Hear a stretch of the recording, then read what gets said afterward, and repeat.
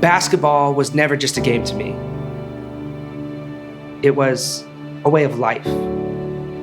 It was an obsession, a never-ending battle to be the best. I remember having to take a boat to school growing up, living on this little Alaskan island with no roads or stores. Being told I was too small and not good enough to play ball, that it wasn't a realistic dream to make it out and succeed. But they didn't know how hard I was willing to work. They say nobody can do your push-ups for you. It's funny how the harder you work, the luckier you get. A best-selling book, interviews, my own basketball training DVD, TV shows, movies, commercials, traveling the world performing with celebrities and pro athletes, all from the simple act of dribbling a basketball. Oh my gosh, that's why he is the spiritual gangster, ladies and gentlemen. Welcome to Think Like a Star. Hi, I'm Jesse, actor, author, and speaker. And this right here is my bus. And I'm gonna be taking this thing all over the country and speaking to some of the most interesting people on the planet.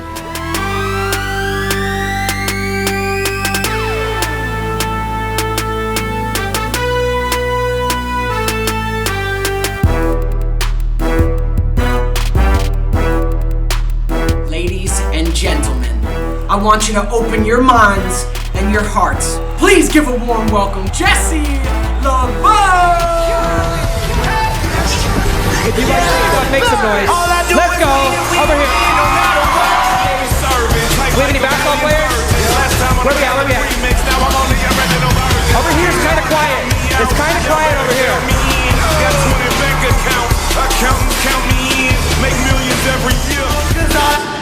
I want to be a rapper so bad. It's embarrassing. He's not a rapper. You're not a rapper, bro. If you can hear me, clap once. If you can hear me, clap twice. If you can hear me, clap 0 times. Wake up, wake up. You make excuses, you blame other people. You give up without even trying. It takes no courage, no guts. It's the easy way out. It's what cowards do. And to be honest, it's what most people do. Or you could choose to get better. You could throw away those excuses and create the life that you want to live. In that moment, I said, you know what? I'm gonna get better. I started waking up every day at 5 a.m. I'd get in that boat, I'd take it across the town, I'd go to school, and the janitor would open up the gym. I'd practice hour after hour after hour, working on my passing, my shooting, my defense, my dribbling, some of those tricks you guys saw earlier. Friday night would roll around, and while everyone else was out doing whatever it is they do on a Friday night in Ketchikan, Alaska, which I'm still not sure what it is, I was in the gym practicing. I knew if I wanted different results that I had to take a different action. And I'm telling you, honestly, so many people thought I was crazy. I was always carrying this basketball around, I'd dribble it in between classes. I'd have my dad drive our 1986 red and white Isuzu Trooper with a duct tape window, and I'd roll down the part of the window that did work. I'd practice dribbling while the car was moving. People thought I was nuts, but I realized at a young age, if I wasted all my time worrying about what everyone else thought about me, I'd never get what I wanted out of my life. There's a quote I love, and I hope you guys will take this away with you today. It goes like this.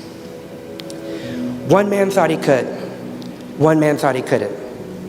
They both were right. I'll say it one more time. One man thought he could, one man thought he couldn't. They both were right.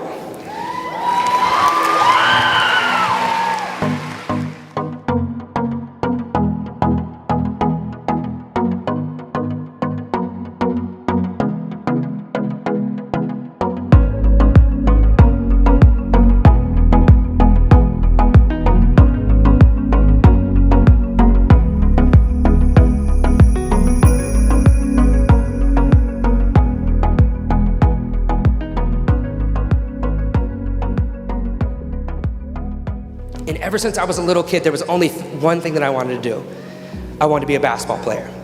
I wanted to go to college, I wanted to get a scholarship, and I eventually wanted to get paid to play basketball. There was only one problem. And I think some of you guys have figured it out by now. What is it? You're short, bro. I was born with the body of a hobbit. My nicknames growing up were Baby J and Jimmy Neutron. Young Jimmy Nooch. Oh, there we go. There's young Jimmy. Not the most intimidating of nicknames. I could have chose any other sport and been better off.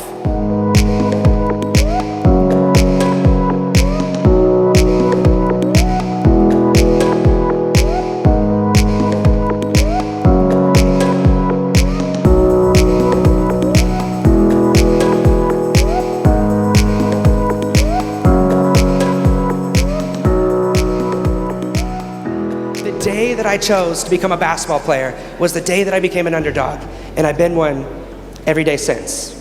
Every time I stepped onto a basketball court, I went up against bigger and stronger players. My life became a constant cycle of being overlooked and underestimated. And I'm telling you, people would go way, way, way out of their way to tell me I wasn't big enough, I wasn't fast enough, I wasn't strong enough. And I'd never have what it takes to be great at basketball.